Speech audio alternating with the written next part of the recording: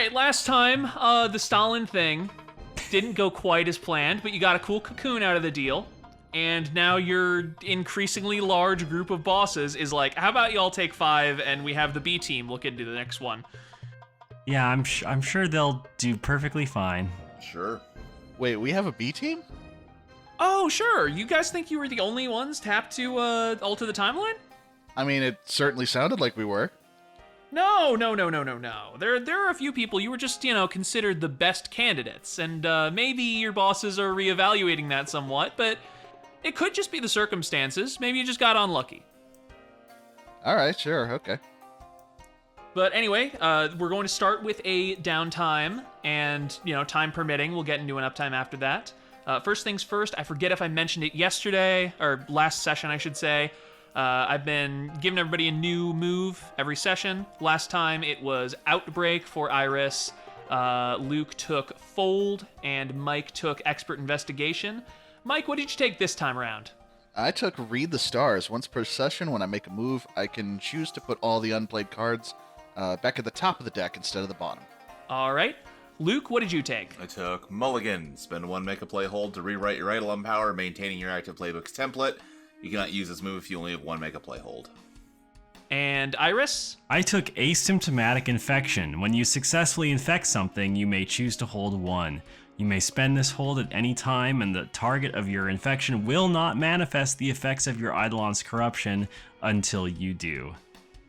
All right, fantastic. Now, I believe at the start of downtime, I have shuffled the deck.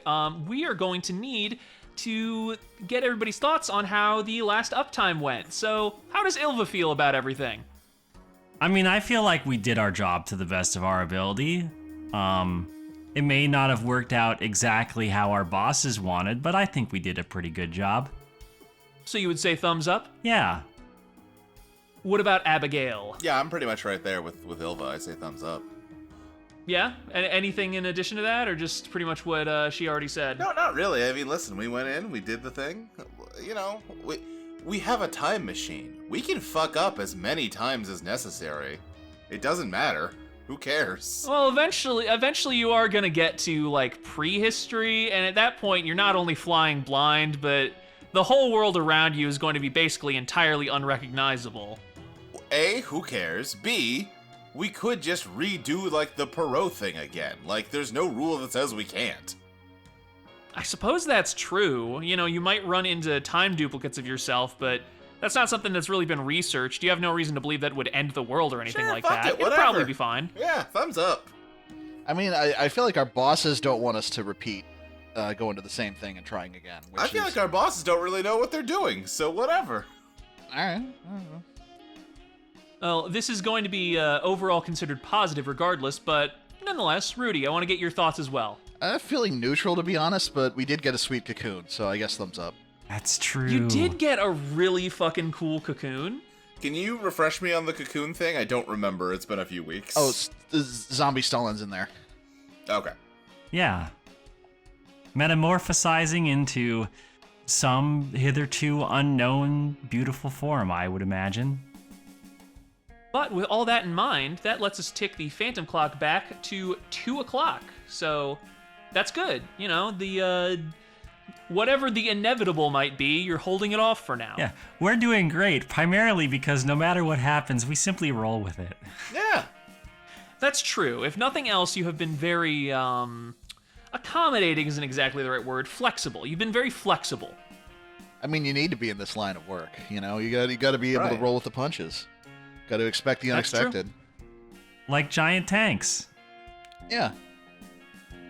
So, regarding downtime moves, I did notice, I don't think any of you have set ties yet. Did you want to do downtime first and then lock in ties? Ties first, then downtime? How do we want to play this? Sorry. Just to roll back, just to make sure I heard what you said, Ylva.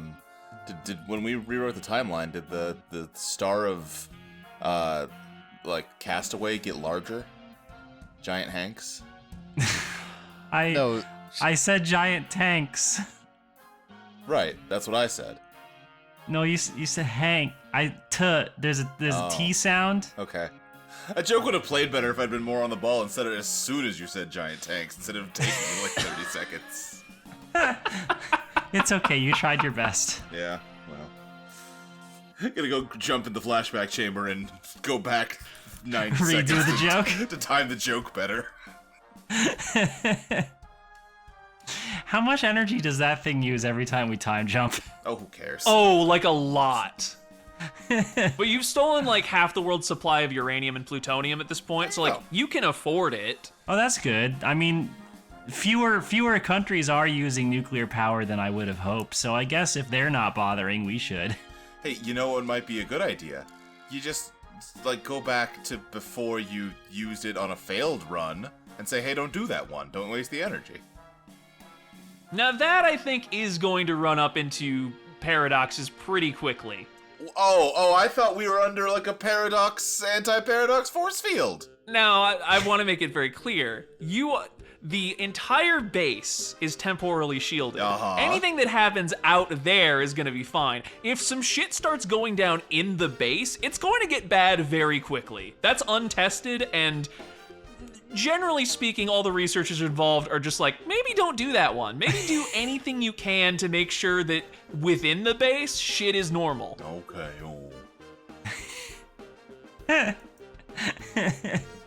But yes, did we want to lock in ties, or did we want to go straight to downtime moves? What were we thinking? I guess we should probably do ties since theoretically we're supposed to have them from the jump. Yeah. Mm-hmm. Okay. What ties do I want to make? I think my tie with Abigail is Abigail brings, because I'm trying to phrase it like that her dissension is good for the workplace, actually. Sure. I move fast and break things. Abigail brings a crucial alternative perspective, maybe? Yes, that is exactly the sort of wording I was looking for. Thank you, Maxie. All right, and for Rudy, anything you were thinking? I don't know what Rudy is doing half the time, but they are effective. All right, I'll put in Rudy is hard to follow, but effective. What about you, Luke? What are you thinking? For Ylva, let's do... Ylva is a straight chiller. Open parentheses, no pun intended. Open brackets, just kidding, pun intended. Close brackets, close parentheses. Okay, I'm putting Ylva as a straight chiller, and you can add the parentheses stuff if you want. I forget if it's come up on the actual recording part of the podcast, but due to some logistical concerns, I'm using an insane keyboard that I'm scared to type too quickly on. Yeah. And then, let's see. Rudy kind of fucks everything up, but that's fine. Who cares? We're all a very laissez-faire crew. Listen, I'm just here to have fun and make friends. You joined an organization of supervillains to have fun and make friends? It's working out so far. Yeah, I mean, like, why else would you? Yeah. I mean, I'm pretty happy with my current group here. I'm here for the paycheck, but you know, it's nice when you enjoy your work. I mean, theoretically, you are going to get a functionally infinite paycheck at the end of the day, so... I've been just depositing a penny into the nearest bank every time we've gone back in time. I'm doing great. That needs to be a reveal your master plan. Yes, Rudy, what do you think about your teammates? Let's see. Ylva is very nice. Just capital N on nice. She's so nice. And a smiley face. I was already going to put the smiley face in there, so you and I are on a wavelength. Nice. And then, how does Rudy feel about Abigail?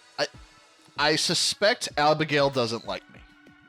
I like you just fine. I just don't trust you. Very different things. I mean, I get that, but like that's Rudy's read on the situation. No, I know. Yes, with that in mind, does anybody want to use a downtime move to kick us off? Did either of you two have specific ideas? The only one I have is I joked about we should go play tennis, and I could do that as a live it up, but I'm not like itching to do that if you had something else in mind. Not really. I think that'd be fun. All right. Yeah, the tennis courts in our underwater evil base. I mean, you thinking all three of you, just you and Ylva? Whoever wants to come. I'm probably gonna pass on the tennis. Yeah, that's fair. I feel like Rudy's got their own thing they're gonna want to do. All right. Then yeah, I think Ylva and Abigail, you hit up the tennis court on the aquatic base. It's near the top so that you have a good view of the ocean overhead, fish swimming by, maybe the occasional shadow of a passing ship way up in the distance. And it is just singles for now, but the two of you are going to do something reckless and irresponsible, and you are going to meet somebody who will play a key role during the next uptime. So let me think about how exactly that is going to go. I think you two are playing singles for a while, not doing, pretty standard game of tennis underwater in a aquatic super science base. And I think you're doing a pretty even exchange. One of you takes one game, the next takes another, and so on and so forth. And then you notice kind of at the edge of the court, a couple people with rackets in hand. They're also in hymn to Nicole uniforms. One is a pretty tall, slender woman. The other is a taller, very broad woman. And they're both just kind of staring at you, watching the ball go back and forth. Not really saying anything. Probably baffled that I'm still in like a full coat. Oh yeah, I'm imagining you changed into like tennis shorts, but you're still wearing a parka and scarf. Yeah. Yeah, I like took off my trench coat and like I zipped off the like lower parts of like the limbs of my like bodysuit. Like those zip-off pants that turn into shorts. Incredible. Anyway, let's see. Ylva, you have the higher POW, so I'll go ahead and draw that for you. Sure, that'll be 3. You have Justice, Judgment, or Strength. Okay. So I've got a full polarity spread, huh? It doesn't go as good or as bad as you want it to. Yeah, I guess. You know what? Let's have this go great. We'll go with strength. All right. So I think what happens is they continue watching for a while, and Ylva, as the game goes on, you start dominating more and more. Abigail, I think you are trying your best to keep up, but slowly but surely, it just begins to overwhelm you. And I think it is a little annoying that Ylva is not breaking a sweat, considering. Right. I think I hit a point where I'm like just doubled over panting. I'm just like, oh god, I gotta quit smoking. Oh yeah, that'll do terrible things to your lungs. It'll really, really hurt your capacity for processing oxygen. Yeah. It's important for blood flow. I think the relatively short, slender woman approaches, and she looks at you, Abigail. She just says, "Would you be willing to let me or my associate onto the court?" Oh yeah, sure, you guys can have a turn. Oh, both of us? And she turns to Ylva. Yes, I'm amenable to that. Yeah, I mean, we've been going for a while. Help yourselves. I could definitely use a break.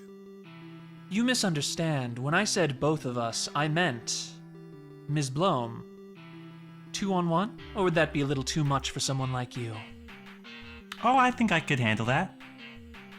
Wonderful. All right, cool, great. Come over, Bubbles. And the large one, relatively larger, approaches, and they go for a 2-on-1 match against you, Ylva, and it definitely gets a lot more difficult because, you are definitely on your A game right now, but even so, it's hard to compete with two people who are both in pretty good shape and do not smoke nearly as much as Abigail does. But I think you hold your own for quite a while. I think you put some pretty heavy spin on that ball, even managed to freeze their rackets a couple times. You're doing some Mario Power Tennis shit, is what I'm getting at. Yeah. And they are either they don't have Eidolons or they're deciding to hold back to make it relatively fair. Even so, I do think that after a few games, they do manage to gain a dominant position. Bubbles still says nothing, but just approaches and holds out her hand for a handshake. Yeah, I'll shake her hand. And I think the other woman approaches after that, offers her hand as well. Very Sure. impressive work, Ms. Blom. Oh, thank you. I played a lot of tennis when I was younger. The two of you are associates of Mick Smith, correct? That is correct. Tell me, what do you think of the leadership of him to Nikal at this point in time? I think Ylva holds her hand out and does like the kind of tilting back and forth gesture. I think Abigail, who's been like sitting recovering on a bench, kind of comes up and just kind of like looks at you doing that and just kind of like reaches out, takes your hand and twists it more towards a thumbs down. I mean, this setup sure is impressive. Great work benefits. This has definitely been my favorite job, both for the pay scale and also just for the coworkers. Really nice environment here. The actual leadership themselves, though, I feel like they should be more hands off. Here's the thing with the whole deal.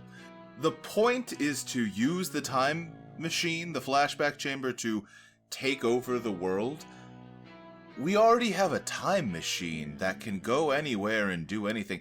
What added benefits would being the ruler of the world confer to you that you want money? Go back in time and rob a bank. You want, power? You can literally just go kill whoever you want when they're a baby. And they don't have any meaningful plans on how to administrate a world government that are interesting. We already basically do run the world and they're too stupid to realize it. You're saying that this organization was born from the shadows and ought to remain within the shadows, then? I'm saying we can do whatever we want to do from the shadows, and there's no benefit to changing. I'm not pro-shadow versus pro-light. I'm just saying let's play the hand we're dealt instead of stressing out about getting a different one. Well, historically, shadow organizations have tended to last a lot longer when they do remain shadow organizations. I mean, the Templars have been around for how long? Yeah, totally. I think the two of you have excellent heads on your shoulders, and it has been an absolute pleasure, Ms. Blom, playing tennis with you. Oh, thank you. It was nice to have a good workout. Likewise. I'm gonna go put in a request to go back to when I started smoking and see if we can stop me from ever starting. That would be a great idea. Yeah. All right, I think that is a live it up. Yeah. Mike, did you have any particular things that you think Rudy might want to do during downtime? Yeah, so I'd like to gather information. Okay. I want to try and look into when are they planning to send us next, and how can I prep for that? Okay, yeah. Who do you want to do that with? I'm not sure. Who wants to join me, if anybody? I'm willing to, but if you think I don't like you, I don't know if you'd invite me. It's up to you. Okay, yeah. I mean, I'm game for anything. Okay, yeah. I'd like to do some gather information. Yeah, sure. All right, that is a genius draw, and your genius is 3. You can pick the Empress, the Devil, or Temperance. Let's burn Temperance, because that's Luke's dissonant. That's a good idea. All right, so that is a neutral card. So you are going to be able to ask one question. And I think what is happening is you have not gotten to see this yet because you've been the only ones doing these missions so far. But whenever a mission is in progress, I think there are sort of automated systems that track changes to the timeline. It's an imperfect process because it's hard to get a precise measurement on something retroactively always being away outside of the base. But generally speaking, with the help of various algorithms, AI subsystems, and professionals working around the clock, you're able to get a general feel for how things are developing in the present/future, and by extension, how they must have gone in the past.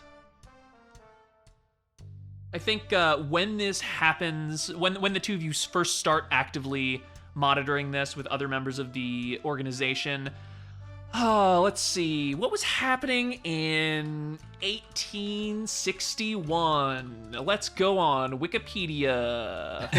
And that's Civil War times. It is Civil War times. I do think. When was Sherman's March to the Sea? Oh. That was 1864. I think it is, you are following 1864, and Sherman is currently destroying everything he can. He is going more scorched earth than many people would have thought possible, in part because he has been funneled napalm and classified information on the movements of enemy troops. Damn, we gave him napalm? Burns longer, doesn't it? Sure does. That's what it's there for. Yes, I think he's running fucking roughshod over the Confederates, and it's good. Great, yeah. Fuck them. You love to see it. Are we having to, like, sneak to be in here, or is this more just, like, we're just popping our head into, like, no, I think this is publicly available information. Okay, because, yeah. You're all loyal members of Hymn to Nicole, Right, as far as right. anybody is aware. Okay, yeah. All right, so is that where we're going next? I don't think that will be necessary because, there's another team currently taking care of that. I think you can see them on, you can see one of them, not necessarily on a screen, but I think they are maintaining communications through, the time machine that allows you to get an idea of their general movements and spikes in energy around them. Looks like they are currently fighting an enemy wielding an Eidolon, which I'm not even gonna bother to name because I don't want to look at a bunch of fucking Confederate songs just to find like, oh, this one seems like a good Eidolon for the biggest asshole in the world. Yeah. Fair. It really does seem like the act of time traveling in and of itself seems to just create enemies for us to fight that normally wouldn't be there. Like, it seems like these people in the past are just getting superpowers because of what we're doing. Yeah, it kind of just makes everything sillier. Well, I was going to say more difficult, but sillier, sure. It makes it more difficult, but in, like, a silly way. Like, that's true. We go from having, the dry, backbiting politics of the Soviet Union to now Stalin's a zombie with a mecha heart. You know what I mean? Yeah, it is weird how silly this got so quick, considering all of the like money invested and time and preparation and expertise supposedly behind what we're doing. Right, it's like anytime I come up with, some fun ideas to use the time machines, everyone's like, oh, you can't do that, time travel's serious business. But no, it makes a silly little guy every time we use it. Yeah. It's inherently a silly technology. Maybe what we need is our own silly little guy. I mean, I feel like I'm kind of looking at one right now. Oh, well, thank you. Hey, I don't know what your fucking problem is, buddy. We give old Rudy here nothing but great advice, and they follow it to a T. I didn't say I had any problem. It sounded a little bit like you have a problem. Was I British or something last time? I don't remember. Who knows? Time travel. If you didn't have this accent before, this is what the time machine has done this time. Yeah, no, you got the hoity-toity vibes. You're the rational one. I think I was way more like low energy in the first episode, and then I immediately changed into this. Yeah. It's as if some cosmic entity is running low on sleep. Right.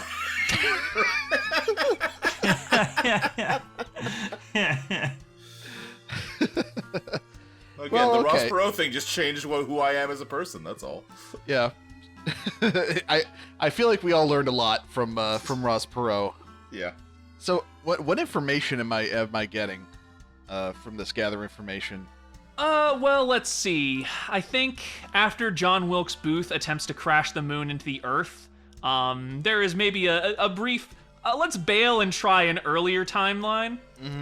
So I think... Not so easy, is it? Yeah, no, I do think you see a very bedraggled B team walk out, and they're just like... Well. We weren't expecting the... Oh, you We weren't should have expected the motion of the moon to cause a tidal wave, but it kind of, I feel like we need to go into this next mission with some sort of plan to account for the fact that somebody's gonna have superpowers. I feel like we should be prepared for that. That honestly is probably a good idea. You might want to run that by the managerial team. And I think you all hear like a beeping, and you all get like a push notification that says C team to be deployed to 1853 to intervene in Taiping Rebellion. The C team? Now hold on. How many teams do we have? I think we have exactly 3. So, it'll circle back around to you guys pretty soon, I think. Okay. So, are you trying to gain information on, like, how to identify and possibly deliberately create a silly guy? An Eidolon wielder, as the more serious phrase would be? I'm thinking, just after how this has gone, I'm thinking, like, some way to anticipate the fact that we are going to encounter an Eidolon user. All right, so I think I can tell you, based on the information you see developing as the B and C team go on a couple more campaigns, and based on what you've seen so far, there appears to be a particular psychological profile that reacts to time travel by developing Eidolons. And in the simplest possible terms, control freaks of historical significance. To say, in the simplest possible terms, if they would have done an episode of Time Squad about them, then... Yeah. well, no. Specifically, Stalin, Ross Perot, they are both men that maybe wanted to exert a lot of control in certain areas to their detriment at times. Sure. They are also men who were in, significant positions in one way or another throughout history. And I think you are watching that pattern continue to be mirrored. It tends to be people with large ambitions, people who want to achieve those ambitions by means they decide on, tend to be averse to distributing power lest it threaten those ambitions. And usually it tends to be somebody who will cause problems because of those factors. If it's somebody who is by nature relatively cooperative or just not super willing to start shit for their own behalf, they're not going to develop an Eidolon, and that's fine because they wouldn't be using it against you much anyway. So basically rulers or would-be rulers, basically. Yes. All right, well, I guess we'll know what to look for on the next go-around. And with that, do we want to do any more downtime moves, or do we want to move on to uptime? I guess, hold on. This all depends on, like, your little angel and devil, they're visible? Right. They're Eidolons, so yeah, as long as you have an Eidolon, okay. you can see and hear them. Okay. Are you looking to have a scene with Sue and Daisy? I think so, yes. Okay, sure. Yeah. I think Ylva wants to, like, have a chat with your buddies. Okay, I'm imagining sure. they just, like, fuck off while Rudy and Abigail are, like, watching the Taiping Heavenly Kingdom go to shit. One of them, I always forget. Sue is the angel or the demon? Sue is the angel. Daisy is the Daisy's demon. the demon. Yeah. I think Sue is the one who's gets a pack of smokes and is just it's smoking a cigarette nearly as large as its entire body. I was going to say those are bad for you, but also you are spiritual beings, so I'm not entirely sure how that would actually impact anything. Yeah, no, we ain't got lungs or nothing. We're conceptual. Hey, by the way, you want to get a pass? You want to get some of this? It's pretty good. It's pretty smooth. It's mentholated. No, thank you. My body is a temple. Yeah, I mean, temples got incense in them, don't they? Hey. You got a good temple. You got to get it real smoky. That's what I have candles for. You smoke candles? Oh. No, I have. Wait, how are you in this scene? But no, I have them in my room. I don't know if you should be lighting a lot of candles in a room in an underwater aquatic base. I feel like there's at least 3 ways in which that could go terribly wrong. I mean, you could say that about cigarettes. Can you name those 3 ways? Excessive use of oxygen from the fire. Fire outbreak due to the open flames. Well, what would catch on fire? What? Oh, I guess most things are made of metal down here. Yeah, it's all metal and reinforced glass and... Well, you've got fabric bedding, I'm sure. Well, yeah, sure, but I don't keep the candle on my bed. It's on my desk. Maybe you should keep the candle on your bed. Keep you nice and warm through those cold, cold nights. I'm beginning to understand a few things about Rudy. Yeah, sorry, I should we should cut this out. We're off the clock, Sue. We are off the clock. It's just hard to get out of the habit, you know? Wait, so is this like when you're giving Rudy advice, is that like you're considering that work? You're not really Rudy's friend? Oh, well, I would say we're Rudy's comrades. Associates is what I would go with. There we go. I'm British again. I was forgetting. Glad you could lock that in. Listen, it's been a long day for all of us. I think we're in agreement on that. Okay, so so your relationship with them is more professional. Yeah, exactly. We just we're life coaches, as it were. We tell them what decisions to make, and then they decide, and it works out great every time. Okay, and you do have Rudy's best interests at heart, right? Like, Unquestionably so. I mean, I guess if Rudy dies, you two also both cease to exist. So, I mean, at the very least, you want to keep them around. I think both of them like go pale and they like look at each other like, oh fuck, I never really thought about that before. Yeah.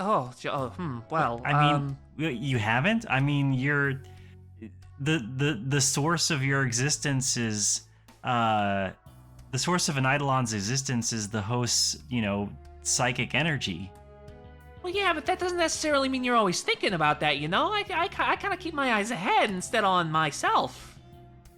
I mean, I suppose to, but that I suppose I'm not usually thinking about what would happen if someone punched a hole through my torso and tore my heart out, but that's essentially what would happen.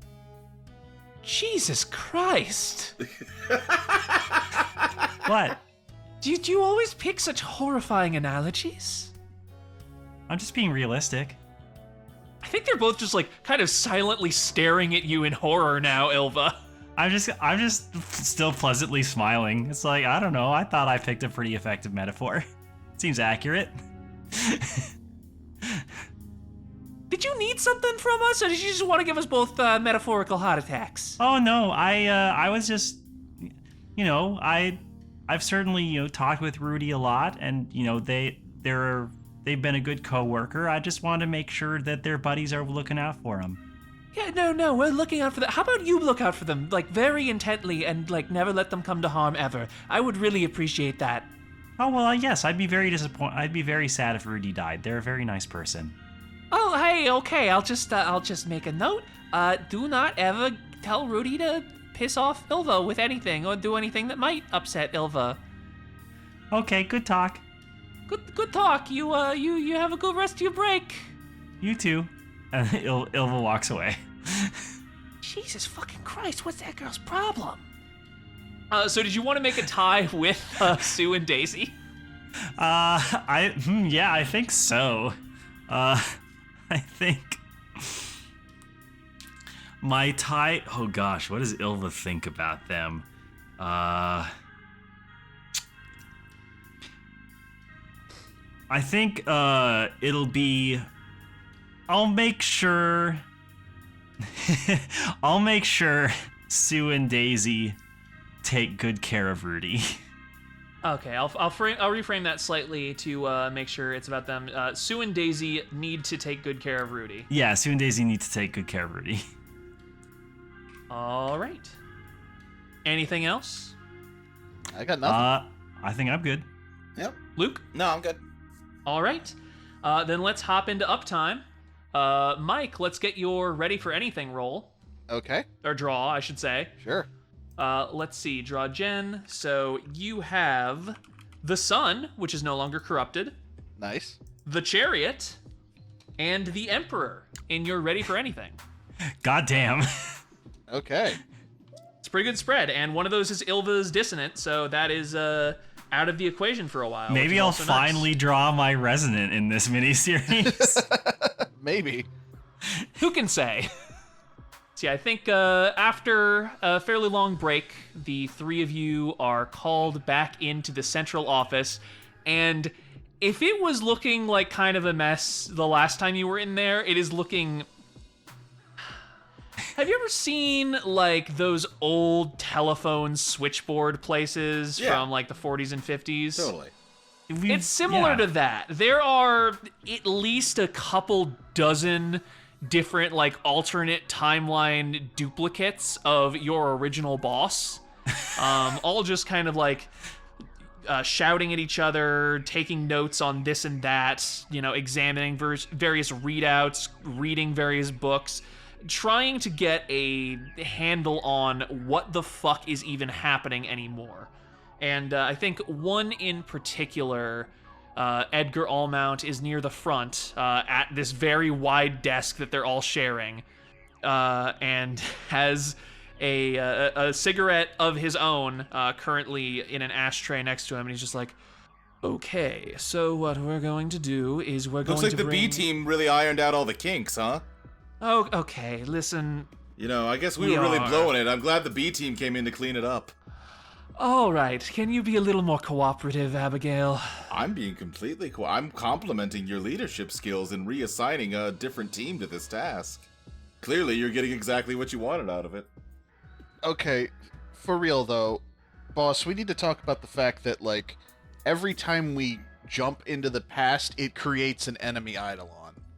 Like, I don't... Like, this seems like an unforeseen consequence.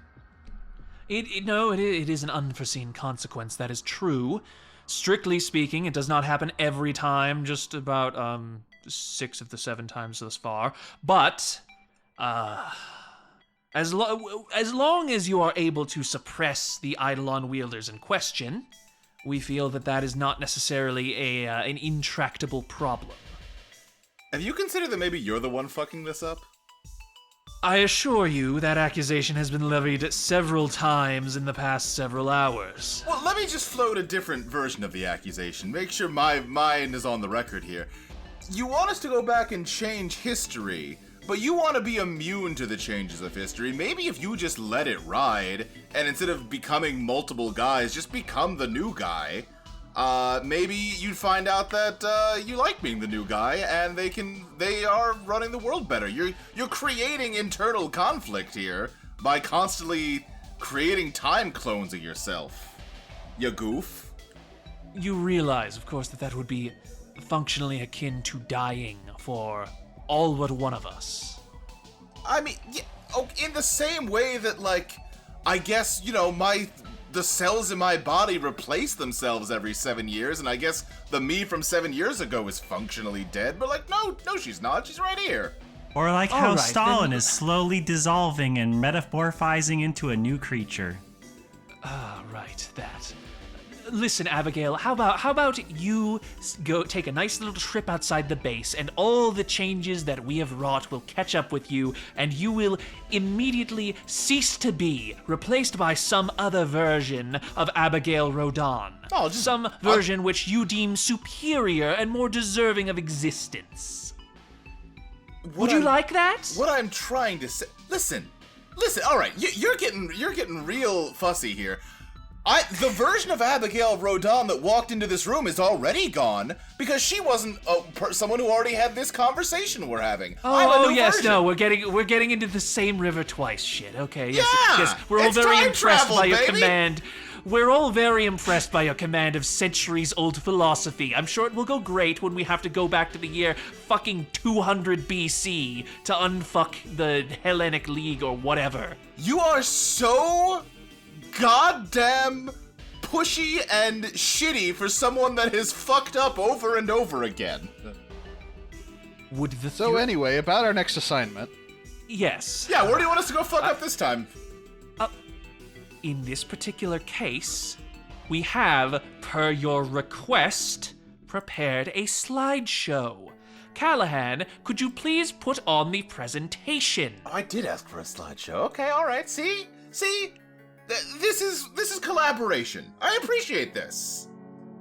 So Callahan walks in. They pull down one of those little projector screens and start the presentation.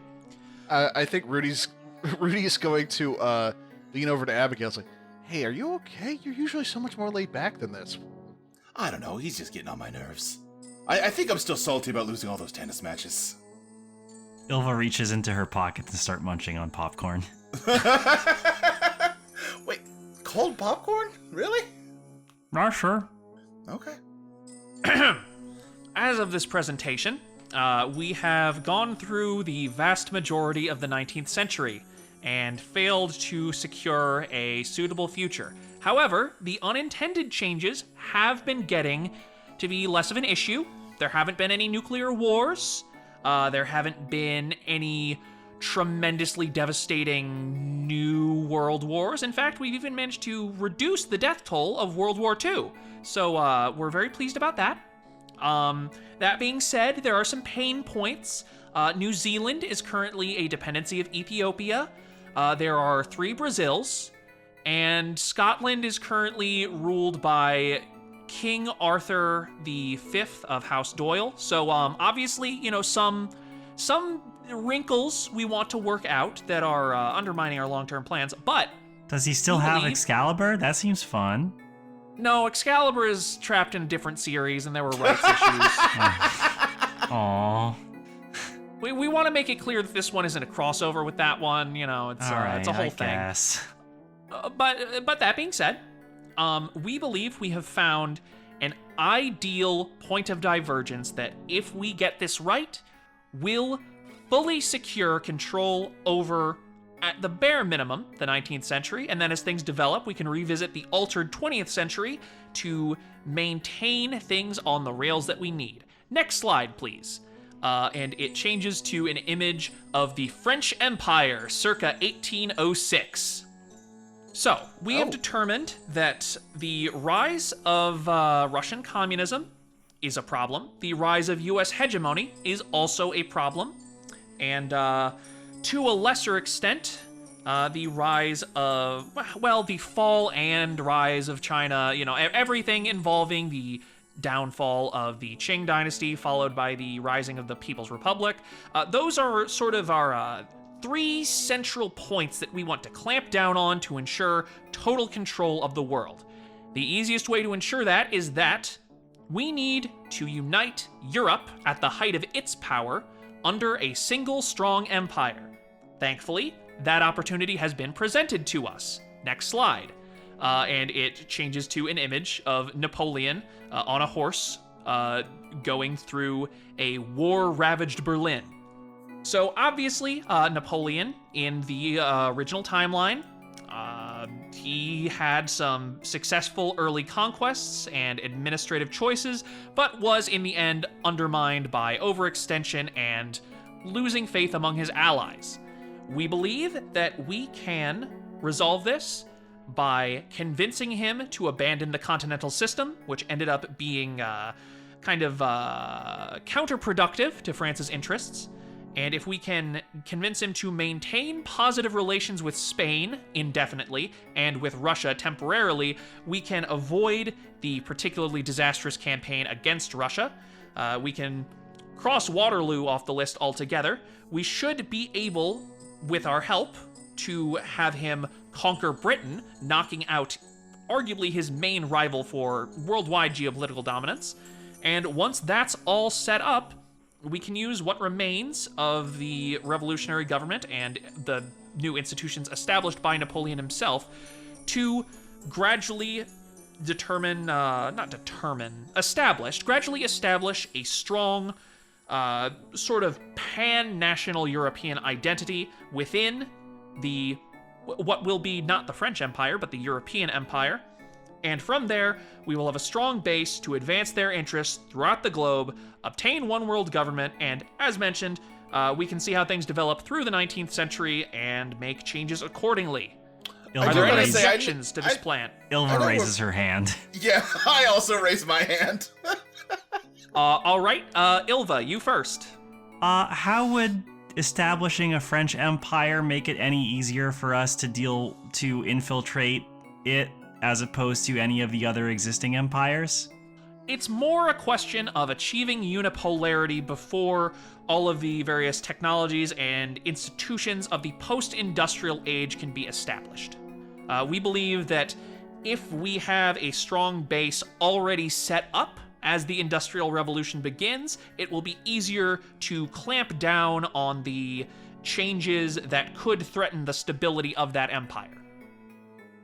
Okay, so just to make sure I have this correct, you want it to be early enough that the global empire cannot be easily stopped, but also close enough to the present that once it's established, we can use those technological advances to keep it to keep it locked down. Is that correct? Precisely so. And I acknowledge this is a delicate balance, and it may not go according to plan, but we do believe it is the sturdiest and most well-supported by our findings plan that we have been able to develop so far. And honestly, making the slideshow kind of helped get our thoughts in order, so I would like to thank Abigail for requesting that to begin with. Yeah, absolutely. My ideas are always good. Speaking of which, I've got two things. First one, more of a comment than a question. Pan-national European identity. I realize we're bad guys, but that whole sentence just gives me bad vibes. Am I the only one? Anyone? No, it's a little bone chilling. Some kind of like identity Europa shit? Come on now. Okay, well, we can go back to the drawing board on that one. I'm seeing, none of us at the time really considered that, but we will. Jim, could you stroke out pan-national and just add international?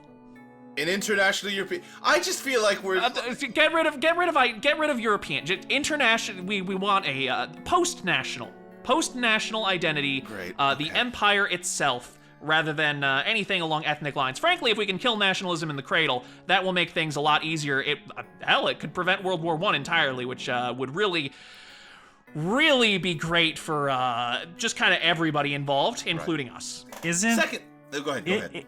Isn't Napoleon's empire dependent on French nationalism?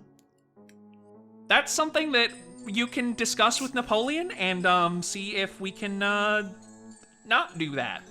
Second thing here. Yeah. Thank you for expressing that emotion right there, Ylva. Second thing, you keep having us make these big swings that then totally overcorrect and fuck everything up in a new way. What if we took a subtler approach with this? For instance, instead of going to Napoleon while he's in the middle of the Napoleonic Wars, say we go back to when Napoleon is a child. The most successful part of our last mission was the shrimp po' boys. I think we can all agree on that. Yeah, that stuff was great. What if we seed Napoleon with more nutritious, calorie-dense food from the future so that he grows up taller and has less of a psychological complex about his height, is more mentally healthy, and can execute his campaigns free from that particular, point of pain in his psychology. That might just sort everything out on its own. You know that whole thing about Napoleon being short is just an old wives' tale, right? Wait, what, really? He wasn't actually short. Oh. Well, what? It was a bit across wires, because, there weren't standards of measurement, so, what a Frenchman thought, a foot was and what an Englishman thought a foot was didn't line up. I don't remember all the particulars, but I do remember that, he wasn't actually short. Oh, okay, well, fuck me then. Never mind. Okay, well, the feedback has been noted. We will try and get an empire in the traditional isn't a good word. I'm really starting to notice that.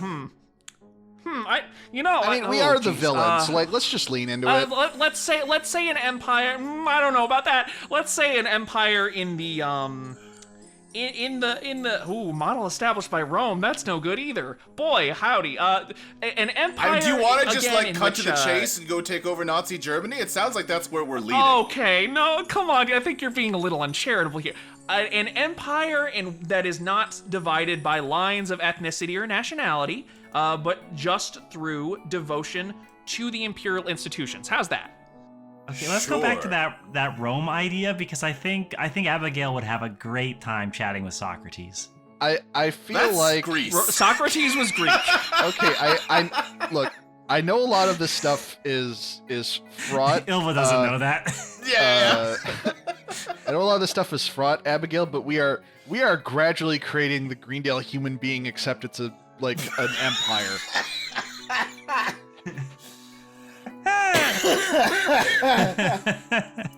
Although, Ylva, to your point, what if we just went and partied with Caligula? Like, what are we gonna get out of taking over the world that's gonna be more fun than partying with Caligula? Or like bringing Caligula back to party harder. I'm hearing Oh, okay, crickets. okay, It sounds to okay. me like No, nobody's got a better no. idea than that. I will kindly ask that the three of you do not bring any more historical figures back to the present time, in or out of cocoons, unless you have a very good reason to do so, and partying with one of them is not one of those reasons. Okay, but what if like they died under mysterious circumstances where their body was never found? It's still not a good reason. What if Amelia Earhart has been a member of Hymn to Nicole this whole time, recruited from the past? Yeah. I feel like we would know if Amelia Earhart was a member of Hymn to Nicole on account of she would be in our membership log. Oh, Yeah, okay, but go the ahead point and is she go ahead could and rattle be. off your entire membership log to me right now. Give me the name of every employee I here. Go would ahead. have noticed the name Amelia Earhart. Oh, But okay. even if she wasn't, she could be. We could go to that island she crash landed on before she gets torn to pieces by coconut crabs, and we could have Amelia Earhart on our side. And we Wait, can what's bring this the about crabs crabs? with us and have a crab bake. Ylva, I vote that we depose Okay, hold on. our boss to make Ylva in charge. Hold on. Y'all are aiming low. If these crabs, if these crabs can tear a woman to pieces, we should recruit them. We You're should have talking a about some crab sort of- army. Now hold on a second. Now that sounds ridiculous, but the more I'm thinking about it, the more I'm getting into it. I turn back to our boss like, just think of it. If we had like a whole swarm of maybe genetically enhanced crabs, we can just cram them right into the flashback chamber, and just wherever we want, anywhere in history, some guy we don't like, wham, wave of crabs, they're gone. I'll tell you what. How about I'll pass that on to Callahan, and he can make a slideshow about the crab plan, and in the meantime, we go forward with the Napoleon plan, which has actually been researched and has any thought put into it beyond, oh, crabs are good at killing one woman. Okay, no, alright. Maybe. You've had 7 plans that all were researched thoroughly and they all turned to shit. I feel like we've got a lot of good creative juices flowing here right now, and maybe you're just feeling a little boxed out because your ideas aren't as fun or cool as ours. And I feel like if we really open up the forum, we'll see Napoleon is like the 4th best thing suggested in this room so far in this meeting. I think only 2 things have been suggested in this meeting. Yeah, and I it's know, that was Napoleon the and point. Crabs. Okay. Oh, okay. No, I had the Caligula plan. Don't take the Caligula plan off things. The Caligula plan was not good. Imagine Caligula with cocaine. It would be so fun. These are more I technically ideas had than 2 plans. One of them was the Amelia Earhart one, and the other one was having Abigail chat with Socrates, so... Yeah, I could go for that too. Yeah. So, are we going on this mission, or? Which Yeah, mission are we sure. talking about? The Napoleon one, or the Socrates one, or the Amelia Earhart one? My vote's in only for one of them Amelia is an Earhart, actual frankly. mission that's being given to us by the higher ups. So, Yeah, we can do the Napoleon thing. I mean, if it'll make you happy, I guess. I mean, listen, Maxie probably put a lot of work in, like preparing this campaign. We should probably do it.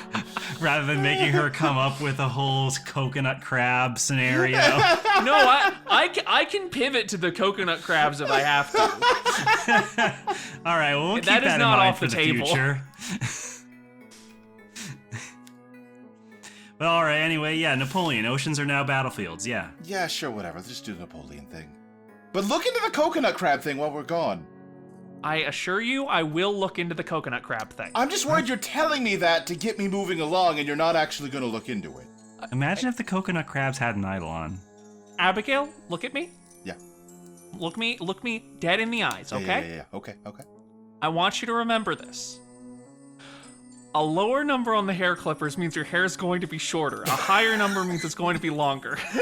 We can't. No one knows what you're talking about. That is an incredibly deep cut joke.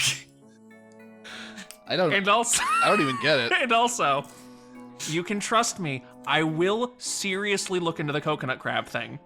Can I, draw biz to see if I can actually trust this? This is more important to me than anything. I'll draw 3 biz. It'll be really funny if you get the tower. You get the Fool, Okay. the Hierophant, Yep. or the Hermit. Okay, yeah, I mean, these are all neutral, and, I mean, a hermit is a type of crab, so I gotta That's go true. with that. Yeah. I was gonna say that is hermit. my dissonant. So yeah, please get rid of it. Secondarily, yes. You're pretty sure Callahan's cool. I mean, he did go. It was a really good slideshow. Yeah, and he the made it slide deck really specifically does because earn a your lot of points with me. Okay, yeah, I kind of look him in the eye and I nod. Okay, all right. All right, is there anything else we need to go over before the 3 of you go? I'm pretty sure to Napoleon, and we were all on the same page now? Yeah, Yes. sure. Just refresh my memory. What are we trying to convince him to do? He needs to abandon his plans for... Excuse me. He needs to abandon his plans... Once more. He needs to abandon his plans for the continental system of trade embargoes and to ensure that he maintains positive relations with Spain and Russia. Right. At least temporarily in Russia's case. It's Amelia Earhart who needs to abandon her planes and come hang with us. You'll get to Amelia Earhart afterwards, I'm sure. I think there's a list of other secondary objectives that Callahan hands to you, and it's just like, suppress Prussian resistance, give Spain control of Portugal, restore the Kalmar Union under Denmark, Norway, yada, yada, yada, yada, yada. The main thing is to establish a federated empire of all Europe. And this is going to lay the groundwork for that. Berlin, Germany, November 1st, 1806. The 3 of you arrive in a very lavishly appointed building. Outside, the city is devastated, but it is being repaired, and the corpses of the latest battle are being dragged off to be properly buried. Napoleon himself stands silently and unaccompanied in the hallway of this building, staring out the window at a courtyard outside. He stands with his hands behind his back, his shoulders square, and yeah, he's actually not as short as people say. That part was true. It's kind of like, honestly, Abigail, he might be like a little taller than you, not much, because he's still from the past, and Right. nutrition was a whole thing. But it's pretty. It's not what you expected. I have a question. Maybe I've asked this before. I don't know. What does it look like to the outside observer when we appear? I like to imagine that it kind of looks like the entire chamber just pops into existence in the middle of the street, and they just don't worry about it. It's a weird carriage or like a building. I don't know. All right. So there's the big man himself. Who wants to step up? I don't feel like I'm very good at convincing people of things, but I can give it a shot. You're like the... yeah, go ahead, Ylva. Hello, Napoleon, Your Majesty. He turns around to face you, Ylva, and he fixes you with an intense gaze. And for a moment, he just stands there in silence. And then he's like, "Oh, you don't need to say Your Majesty. Just Napoleon's fine. Back in military academy, my friends, they like to call me Boney N or the Bone Meister, Bone Man. Any of those, I don't want you to feel like you have to be overly familiar, but you can use those if you want. I'm not going to stop you." Okay. Well, I think I'll stick with Napoleon for now, if that's okay. Oh yeah, no, that's fine. Okay. And sorry, I don't think I've met you 3 before. Who are you? Sorry, that was a little bit of an awkward way to say. I'm sorry. I can be terribly rude sometimes without intending to. Oh no, I you're would good. love to make your acquaintance. You're fine. That's a totally reasonable request. My name is Ylva Blom. These are my associates, Abigail and Rudy. Well, it's a real pleasure. Ylva, is that Swedish? Is that German? Scandinavian. Scandinavian. Well, I hope being from out of town. Well, assuming you are, I suppose you could just be from a family that settled here however long ago. Boy, I keep putting my foot in my mouth. I'm so sorry. Oh no, Master, you're doing great. You're fine. I just really hope that the conditions of the city aren't putting you out too much. I know it's a little bit of a mess here while we get everything settled down. Oh well, sure, that's understandable, but we think it looks quite nice. You're doing a pretty good job here, though. The reason we are here is because we do have some concerns about the current plan. Oh, yeah? What are you worried about? Well, so the big thing is the continental embargo. So I get the initial reasoning of how you would think that placing an entire embargo on British imports would help you in the war against Britain. Unfortunately, it is, I think, going to backfire because, well, your current empire, it just doesn't have the internal economic systems to be entirely self-reliant. There's going to be a lot of countries that are very angry about the fact that their economies are getting worse because they can't import British goods. So I think for the sake of unity of the empire, the embargo does have to go. Oh, geez. Is that a write-up you have there that I could take a look at? Oh, sure. I've got some notes. Did they give us Yeah. any? Okay. Just a printout of the I think slide they deck. gave you the bullet points. They gave you the printout of the slides. They gave you various charts. Yeah. I hand him the notes and go like it. I did my best to summarize it, but here are the details. Oh wow, this is really impressive print quality. Where'd you get this? You get this from a print shop around here? Yeah. Wow, Berlin does great work. I really need to invest in the printing industry. I mean, I guess they were the pioneers of it. I mean, they have a great industrial system in Germany. I'll have to take a note of that. Maybe we can take some notes for our own economy, because, like you said, I definitely do think increasing production back home would it'd do a lot. Let me take a look here. Let's see, potential alienation of Spain, region of Portugal, continental system, unintended side effects. Oh, the sugar. Let me tell you about the damn sugar. Boy, I'll tell you what. Really feels like I'm over a barrel with a lot of this empire stuff. It's really complicated, right? Because people. I invade Saint-Domingue to try and retain French control over it. People get mad at me. Then I go the other way. I'm like, well, we should extend more rights to the Jews. People get mad at me for that. It feels like I have access to this big machine with a dial that says less racist, more racist, and it feels like no matter where I put it, somebody's gonna get mad at me. But I guess that's just kind of the nature of ruling. Somebody's always mad at you. I lean over to Rudy and just kind of very quietly be like, I am right on the line of whether I like this guy or really hate him. I can't figure it out. He's definitely more amicable than I was expecting. Yeah, but he's also kind of like a dweeb. I'm trying to decide whether it's charming or annoying. It's right on the line. I feel like if we're gonna have somebody conquer Europe, I feel like it's better that he's a dweeb. We don't want a jock doing that. Yeah. I think that's probably true. Although I feel like jocks get a bad rap. A lot of jocks are nice. I suppose. But yeah, I think as that conversation is happening, Ylva is trying to sort of empathize with Napoleon and just going, yeah, I mean, when you're that is sort of the double-edged sword of empire, isn't it? You have all the control and power to reshape the world as you wish, but also you do have to deal with just a lot of things. The world is a big place with a lot of people, and you have to manage all that. Boy, isn't that the truth. Well, I mean, this all seems pretty well researched, so I think I'm fine going through with that. Yeah. Thank you so much for approaching me, the three of you. If you have anything else you'd like to, I don't know, any other advice you'd like to give me, or any material support you'd lend to the French Empire, because I will say, without the continental system. So a lot of this comes down to just don't stretch yourself too far too quick. definitely, I know you've got your sights on going to Russia eventually.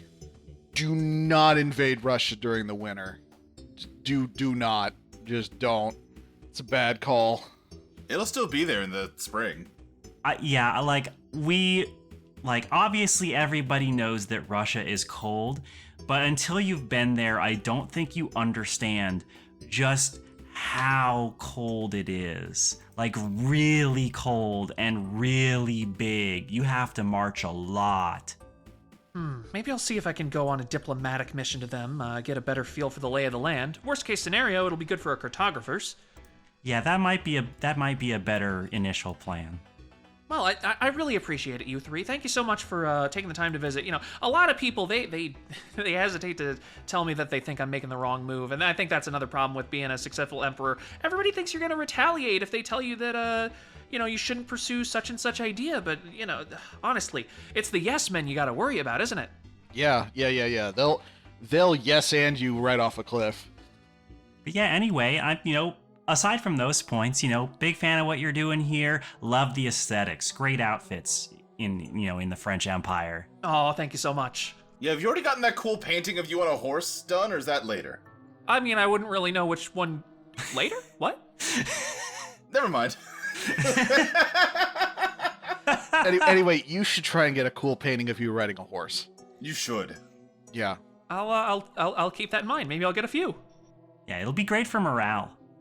All right, well, this was shockingly easy. I guess we're done. Yeah, no, that went great. Yeah, let's go back home and see if it worked. Wait, hold on. Can I just before we go, can I just sidebar with you two real quick? Sure. Yeah, sure. I did just have a thought. Okay. Again, this went better than we could have ever imagined. If Napoleon never loses at Waterloo, does that mean ABBA never writes the song Waterloo? And is that a sacrifice we're willing to make here? Because that song bangs. I do still have a CD in my room, so that won't be affected by the temporal shenanigans. Abigail, listen to me. Yeah. If ABBA never writes Waterloo, we get to write Waterloo. Oh my god, You're gonna yesterday right. this shit? We can yesterday this shit. Oh my god.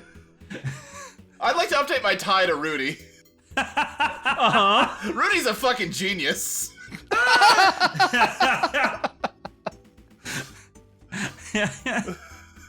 All right, I'm putting Rudy's a fucking genius, actually. Yeah.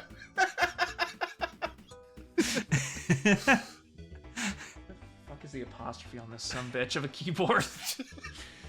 I found it earlier. There it is. Yeah, to be clear to the listener, I don't know if we'll cut all this out or not, but you're on, like, it looks like a keyboard built for, like, flight sims. Like, it's, like, built to be, like, two wrapped mittens. Yeah. It's a ridiculous keyboard. I believe it's called the Moonlander, if you want to look it up. Yeah. It's really funny. So yeah, you all were planning to head back to your present? Yeah, we're done. I was expecting a boss fight or something, but like, yeah, no, we nailed it. You attempt to engage the time machine, and nothing happens. Oh, man. That's strange.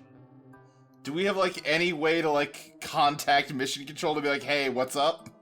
I would say normally you do, but if you try and open up comms, you just get a bunch of, it's not quite static, it's more like distorted voices over the radio. Like, it sounds like they're talking, but it is either in very strange English or in a multitude of languages you don't understand. Okay. Did him to Nicole ever have any kind of, like, fail-safe Mayday plan where it's like, if shit gets bad around here, we will leave a record or reconvene at this specific date? I think him to Nicole is not that together. I think if there's one thing we've established about him to Nicole by now. Wow, they're not even as organized as the Journeyman Project. That's kind of sad. That was a video game. They can't even be better than a video game. Okay. All right. So, what do we think? There's the paradox shielding. So this shouldn't really. What's going on here? Why did this fail? Huh. Can I investigate? Yeah, sure. I mean, I think you're still in the same hallway that you were just talking to Napoleon in. I think you look at him and he gives you a little wave. So yeah, let me give you. I wave 3 back to the genius, Bone Mike. Master. All right, you get the Wheel of Fortune, the Tower, and the Magician. Okay. Wheel of Fortune, the Tower, and the Magician. Well, let's go best to worst. I think is usually the way to go here. So I'm gonna go with Magician. What happened here recently?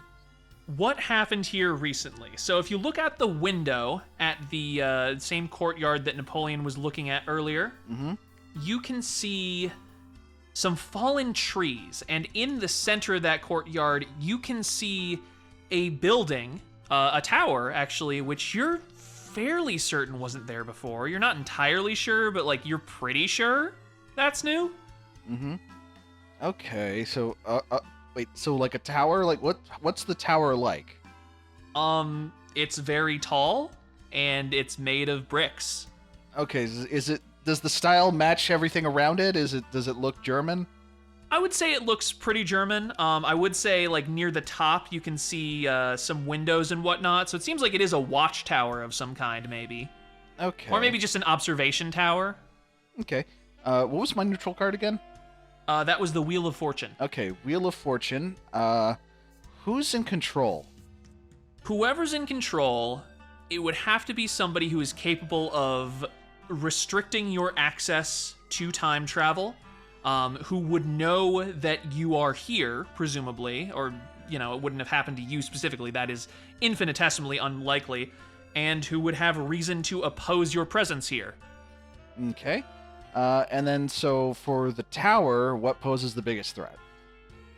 I think that is answered by the tower, because as you are looking at the window, studying it, trying to determine if the architecture is in fact 19th century German, or if it bears more of a resemblance to, a modern American skyscraper, or maybe like a 20th century British building, a shot rings out and wings you in the shoulder, bringing you down to winded. Ah!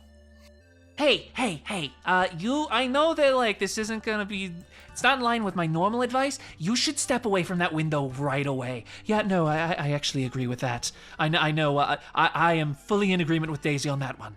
Hey, Bone Meister, get away from the window. We got a problem.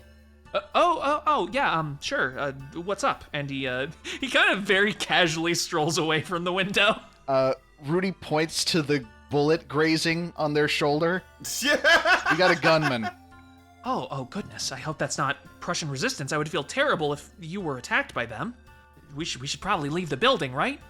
Yeah. Well, let's at least take cover. Stay safe. We're gonna look into this. Can I deal in? All right. Yes, sir. Oh, yes. Absolutely. I give you 3 options, right? Yeah. Let's say you get the Vanguard, the Virtuoso, or let's say the Beast. I'm gonna go with Vanguard as my Eidolon, like the mall shop mannequin appears, and its eyes are just hollow, but its surface becomes extremely shiny as it morphs into Polythene Pam, which obliterates enemies by letting me control the friction of my body. And I leap out the window and reduce the surface of my skin to have no friction, so the shards of glass just slide off instead of slicing me, and just dive straight for the tower. And if they're shooting at me in resistance, I want to the bullets just like wing me, but just slide right off. They can't even bite me enough to like dig into my skin. Okay, I'm gonna say this is Challenge Fate Ellie. Okay. You have drawn the World. Hell yeah. Or the Star. These are both good. I mean, I'm literally charging through a new path, so I think the Star makes more sense. All right, yeah, no, I think that goes exactly according to plan. You slam through the window, sending shards everywhere, but they do, as planned, just kind of glance off your skin. You land on the grassy ground outside, and it's kind of like a slip and slide. You're just skidding across. Yeah. I think whoever is that gunman in the tower is firing down at you, but the bullets all miss, and soon you are in the shadow of the tower, where they cannot easily point their weapon at you, and pressed up against it, and yeah, you are in a good position. Okay, I want to jack up the friction on the soles of my feet and just run up the side of the tower. Okay, that one I think is going to be POW, because you Okay. are fighting gravity. That makes sense.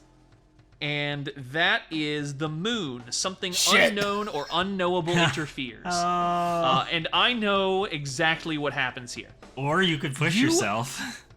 You could push yourself. Our clock's low. Yeah, I'll push. Fuck it. All right, that's going to bring you to 3, so there's going to be minus one forward 1. on the next draw. Yep. And your new draw is the Lovers, Okay. which I believe is 2 paths reveal themselves, yes? Correct.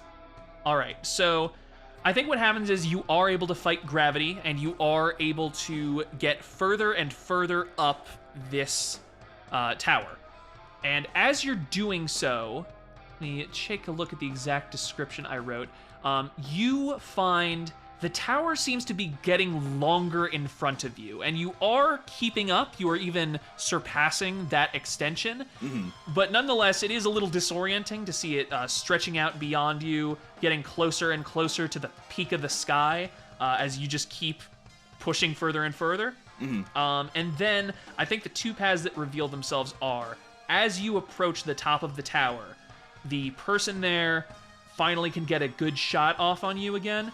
You see that it is a woman wielding a sniper rifle, and in what looks almost like a police uniform. There's a badge on the chest that just says TIME, and damn it. that sniper rifle is pointed right at your stomach. So your 2 paths are going to be, you can bail out, and at least you have seen her and have some vague idea of her power, or you can keep going, attempt to get into her watch room and attack her, but she is going to shoot you if you do that. Oh my gosh, I didn't know that Jean-Claude Van Damme transitioned. Jean-Claude Van Damme.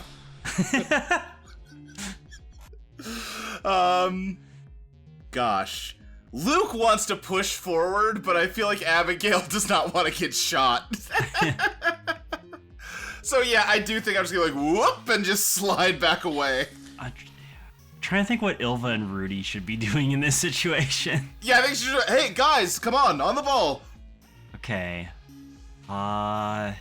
Okay, I have an idea of what I can do. So if Rudy is up for it, I could infect us both with my Eidolon and basically form a layer of frost over us to help like deflect and blunt the impacts of the bullets. I'm down for anything that makes it less likely I'll get shot. Okay. All right. So I think this is going to be a little different than the usual infect draw. Yeah, because I'm not trying to like do it against someone's will. It's more about like, does the frost work? Yeah, I think I'm going to draw a biz, and the question is going to be, is the frost good armor, or are you just giving the 2 of you hypothermia? Yay! And that draw is Death or the High Priestess. That's my resident! Woo! Yeah, you did it! The world is rotten and vulnerable to infection. Hold 2. You may spend this hold instead of drawing to infect something, acting as though you played a positive card. I'm just trying to cure this rotten world. You place your hand on Rudy's back, and ice armor begins to form around the 2 of you. And as that's happening, it is November 1st in Germany, so like, it's already fairly cold. I think a huge wind rushes up, and you can hear it like howling through the trees, practically threatening to tear them down. You can see it flapping Napoleon's cloak around, and I think the whole world gets darker and colder. Ice crystals are forming on the windows as the 2 of you are encased in this thick ice armor that makes you look like you're in mech suits or something.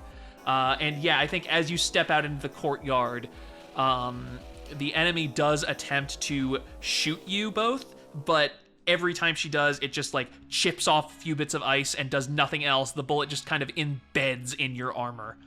Oh, fuck. I knew I should have prepared better for this. Can I convince the three of you to surrender quietly? No. Fuck you, pig! I think you should surrender, actually. Why would I surrender? You are the three greatest enemies to the stability of history. You're gonna fuck everything up. Yeah, but it's 3 against 1 and you're gonna die. I know it's 3 against 1, but they didn't send me with any kind of backup. Wow, you just like admitted that. Like that was a really bad decision just now. Yeah, wow, you're really bad at this. Well, maybe I'm lying to get in your heads. Yeah, like just for future reference, when you're dealing in this type of situation, you should lie and say that you have like a ton of backup. But then you might think it's a bluff, right? Whereas this way you think Well, I maybe mean, it I'm would bluffing be a that bluff, I don't have so backup. like we would be right, but like None of us that's- think you're bluffing that you're actually have backup. No one thinks that. Look, the point is I'm not going to surrender. That's not what temporal integrity monitoring and enforcement does. Okay. Oh wow, that is one hell of a backronym. Nice job, actually. I'm kind of impressed. Yeah, no, we're really proud of it. So, are you like a government agency, or like are you just like a rival company? Like, what's going on here? We are a non-government organization dedicating to preserving the timeline against those who would interfere with it. Like you. Gotcha. Hey, Bone Master, you've got an infiltrator in your courtyard. Do you have like some guards? Oh, gee, well, yeah, no, they should be stationed right outside. Hang on. And I think Napoleon throws open a door. But Berlin is not outside this building. It's like on the interior is the courtyard, and on the outside, it's just this vast kind of shimmering white space of nothing. I don't think my guards are here. Wait, you try to preserve time and you removed Napoleon? Wait, Napoleon is... Oh my fucking god, what is wrong with you people? What's wrong with that? What's wrong with you? Look, I'm going to put him back once this is all resolved, okay? All Folsom Prison Blues does is cut the three of you off from anything else you might fuck up. While she's explaining this, I'm gonna walk up to the tower and touch it to infect it. Okay, are you going to spend your hold to infect it as though you played a positive card? Yes, I'm going to spend my hold, and I want to activate it immediately because I want to freeze it so like stairs of ice start forming on the outer rim. Yeah, absolutely. I think the ice sort of, it looks kind of like, you know how visualizers will show an audio file as like different peaks and valleys moving over time? It's kind of like that as it shoots up the side of the tower, gradually turning brick into ice. These lovely steps with a, honestly, very elegant-looking railing as well, forming in a spiral along the side. And I think your enemy, Carrie Clearwater, sees this happening, and she's like, okay, well, this isn't good for me. All right, plan B. And she's going to kind of take a few steps back and then rush towards the window and just leap through it as the stairs are about to reach her little watchtower. She is falling towards you, Abigail, and I think in addition to her sniper rifle, she does have a combat knife, which she just whips out and is aiming square at your face. Yeah, I mean, I'm just gonna get real slippery, and here's the thing about being, like, basically zero friction. Even with a sharp knife, if you are not perfectly perpendicular to the surface, it's just gonna slide right off, right? And getting perfectly perpendicular is difficult even outside of a high-intensity situation, so I'm just gonna rely on that to protect me while I just slug her. All right, you're using Card Shark to attack with Biz, I assume? Yeah. All right, I need to apply that -1 ongoing. Not ongoing, was it? Oh, true. Just forward? Yeah, just the one. But yes. So you're going to draw 2. That is the Hanged Man or Judgment. Ooh. I'm gonna push again. All right, that is going to tick the Phantom Clock to 4. Yeah. And you are taking Justice. The situation becomes more fair. Okay, sure. Well, better. Let's see. That is scrap. I'm pretty sure Judgment is neutral. Yes. Yes. Oh, no, Justice. Justice is neutral, yes. Yeah. So let's see. That means I'm going to discard the top card from the Fate deck, and you are going to take damage. Yep. That is the Devil, so could be worse. All right. So here's the thing that I think is going to happen, Abigail. You made your whole body slippery so that the knife will slip off you, right? Right. Yeah, I think before you've even finished, I see what the problem is. Yeah, because I do think that doesn't, like, not work. I think the knife nicks you. It draws a little bit of blood, but, it doesn't go in too deep. It brings you down to winded appropriately. Yeah. But I do think your fist is also very slippery now. Right, and it's right. it's your blow is not really concentrated very heavily on a single point the way a knife is. So Yeah. I do think you just kind of, like, rub your hand against this woman's cheek. Uh-huh. It's very sensual, like some jazz playing. Okay. Not sure what we are. No, not trying to. Okay, hold on. Okay, well, while you're figuring that out, I'm going to kill your friends, and she is going to take aim at you with the sniper rifle. Rudy, what do you do? Okay, I would like to say that while all of that was happening, I'd like to ask my companions for advice, since that's what they're here to do. I'd like to dredge. Okay. And I would like to just go ahead and preemptively spend the Emperor on this with my Ready for Anything card. That is a neutral card. You break something. All right, I think Sue and Daisy, like, confer in a way you haven't really seen them do before. They're, like, whispering to each other. And then Sue is like, so fleeing isn't an option on account of we're in some kind of fucking pocket dimension. Yeah, that's not ideal. And running towards her, she has both a knife and a rifle, so I don't know if that's great. What if you use Napoleon as a human shield? But that would kill Napoleon, you know? Oh, I'm sure he can take, like, one bullet. And she's not Rudy? gonna want to kill Napoleon. She's trying to protect the timeline. Oh, that's Rudy? true. That's so true. You're so right. Rudy, please don't kill Napoleon. I'm not going to kill Napoleon. I'm just going to hide behind him. So yeah, are you going to just sit there behind him, or are you going to, like, charge forward, like, pushing him forward? I'm gonna stand behind the Bone Man and like, hey, so she really, Rudy, you should hug Napoleon. I'm gonna hug Napoleon. I'm gonna get up behind him and give him a big old hug. Oh wow, this is well, that's really sweet of you. I mean, I don't know you too well, so Yeah. a little uncomfortable, but Yeah. I appreciate the gesture certainly. Well, here, let me be real with you. I can't go into too much detail. That person is trying to kill me, but she has very good reason not to kill you. So as long as I'm behind you, I'm safe. Okay, do you want me to do anything, or should I just stand between the two of you indefinitely? Well, is there something you would like to do? I don't know if you have any, like, I know this is all a lot that you're dealing with. I but mean, don't wanna I'm gonna be overwhelm you. honest. I would like to not be in this situation in the first place, but it seems like that's not really on the table. You and Yeah. me both, Bone Daddy. Oh, Bone Daddy, that's a good one. I like that. Hell yeah, I knew you would. All right, you know what? I'm on the other side of the fence. I like you. Yeah. All right, yeah, no, I'm good just standing here. Yeah, just chillax for a bit. We'll figure this out. My compatriots are very good at fighting. Also, I'm going to just go ahead and say, because this is the whole reason I told Rudy to do that. I'm going to spend my second hold to infect Napoleon via outbreak, but I'll keep it asymptomatic. Okay. So It's- at any given point, you can cover Napoleon in ice. Yeah. This is a contingency plan in case things go real bad for Napoleon. All right. In that case, I think Carrie is going to, like, try and get a clear shot off on you, Rudy, but is eventually not going to be able to. I think Sue and Daisy are also hunkered down, so she can't even attack your Eidolon directly.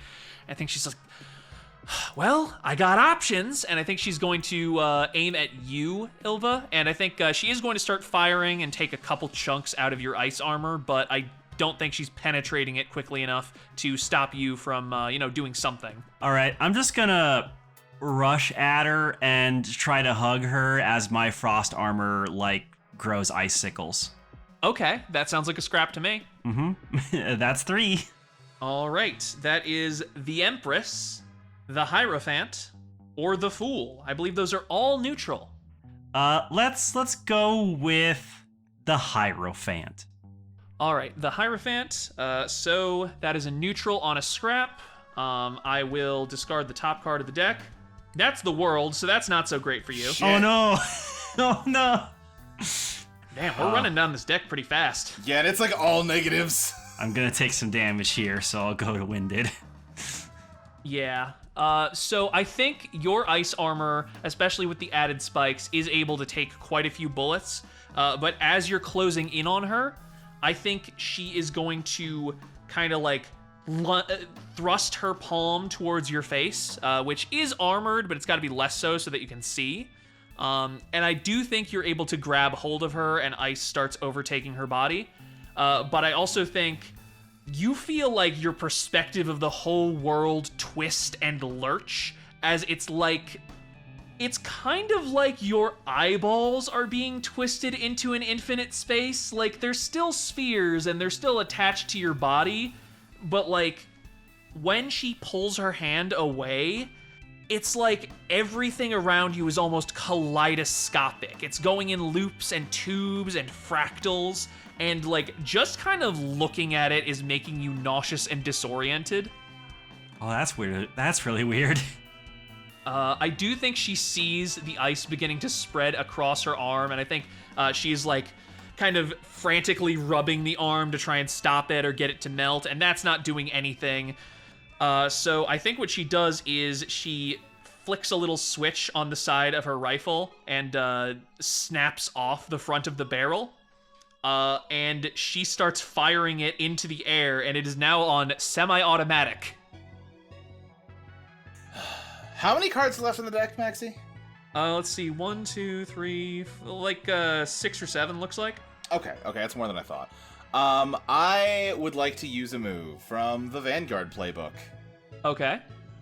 Force of Personality. Once per session... Well, let me ask you, Maxie. Given that we're in a weird pocket dimension, would you say it's fair to say that we're in the Undertow? I would, yes, no, explicitly. Okay. What is outside this whole complex right now is what the Undertow is. Okay. Force of Personality. Once per session, when you are in the Undertow, you can make any one-sentence statement and draw glam. On a positive card, that statement becomes true for as long as you're in the Undertow.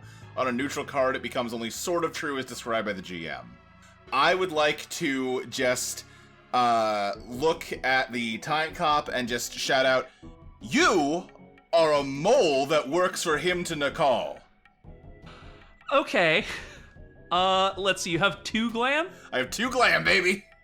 All right, that is the moon. Mm-hmm.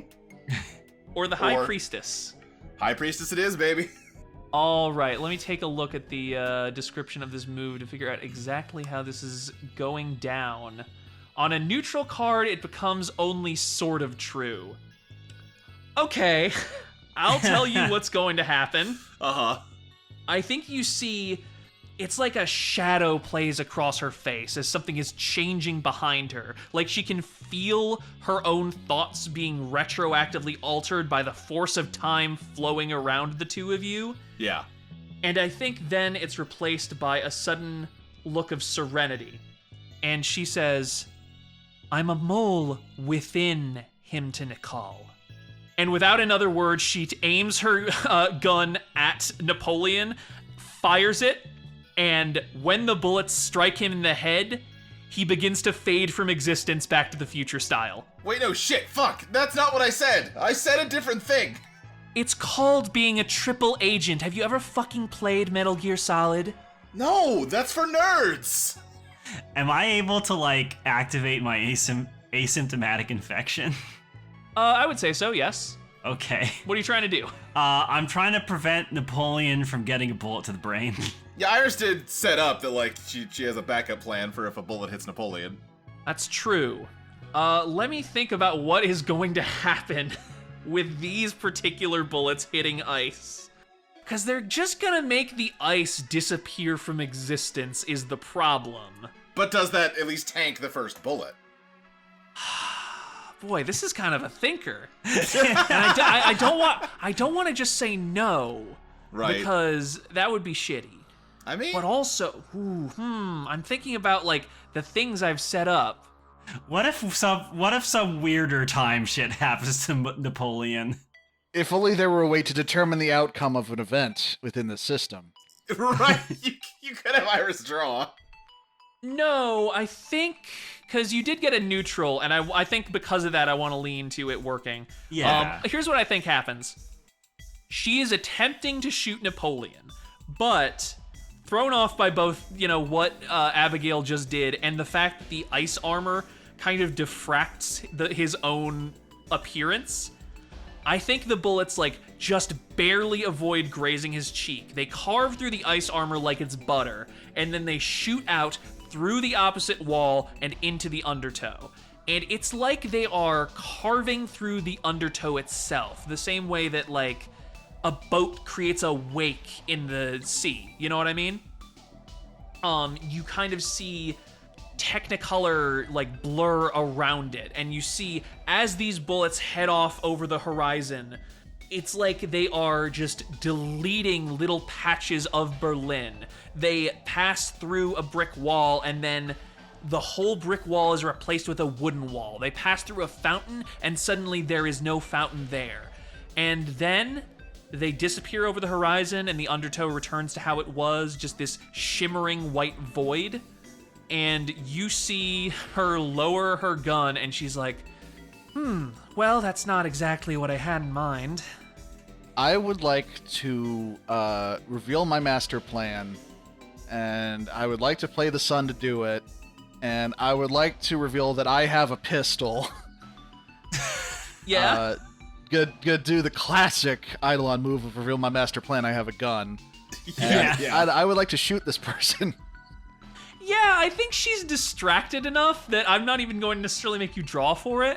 I think she's just kind of staring in horror, and then you just pop out from Napoleon cover, and just 2 shots to the throat. She's down. Great. She really should have just let it go. Crystal would like to present the award for most underappreciated joke to Iris. I said I won't make you draw, but then I realized, no, you were using the hold, and that's why it works. Sun, Yeah. Uh-huh. Yeah, I think she collapses to the ground, and Napoleon's just like, oh, well, I guess that's for the best. She seemed like she was kind of doing some fuck shit. Oh, pardon my French, as it were. You're all right, Bone Master. Aw, you too. So, oh, hey. And I think he gestures towards outside, and slowly the white is beginning to fade. The world of 1806 Berlin is fading back into existence. You do see just sort of this tunnel where buildings and fountains and whatnot used to be, and everything is either heavily altered or just been replaced by a new road or some public park. Well, you can't win them all. I mean, as things go, we fucked things up way worse than that in the past, right? Categorically not our fault this time. That's true. We can tell them it's not our fault. Yeah, I feel like the higher-ups need to know about the time cops. I think the comms on your system, the non-static is gone, and you just hear, let's say this time it is Fiona Allmount. She's like, oh, trust me, we are now well aware of time. But I think the 3 of you are right. You handled that with considerable aplomb. And we have good news. Oh, yeah? Yeah, come back. We'll tell you. Rudy's got turned to Napoleon. We gotta go back to our home, but Bone Meister, we'll never forget you. I'll never forget you either. Hey, I'll tell you what, when I get that portrait of me on a cool horse, I'll put you 3 in the background as a little Easter egg. I'm putting together a party with Caligula and cocaine, and you just became the 3rd member of that guest list, buddy. What's cocaine? Oh, you're gonna love it.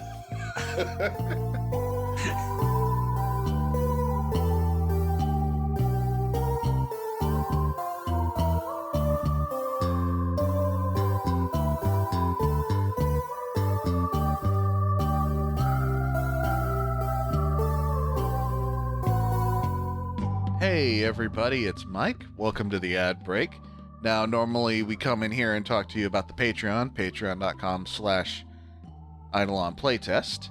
But this time, real quick, I want to make sure to tell you that at twitch.tv/videoentropy, from Friday, November 7th through Sunday, November 9th, we're going to be doing sort of our annual charity stream with the Audio Entropy crew. Although this time we're going to be raising money for the Palestine Children's Relief Fund. And it's going to be a fun time. We're going to play a bunch of games for like 2-3 solid days. And we're going to just try and raise money for a good cause. Check it out. It's going to be a fun time. Again, twitch.tv/videoentropy from Friday, November 7th through Sunday, November 9th. Really want to emphasize that.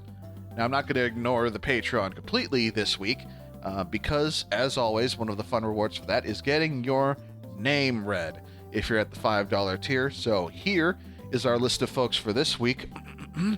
Our extra special thanks to John Brownlee, Scarlet Probably, Kevin Wellens, Miglig, Fair Majesty Empress Quintillion Galaxian, D. Matthews, Arth B., Dexter Sinister, Vesusian, Oolong Time No Tea, Bread Mage, Sweet JP, Robert Wilson, Amber Weaver, Freddie Carrillo, Black Album 22, Santo Avero, Starlit Rabbit, Mage of Spade, Kenning, Valaments, Molly Rose, Chellis Galactia, a Johnny Fan Club, and RG.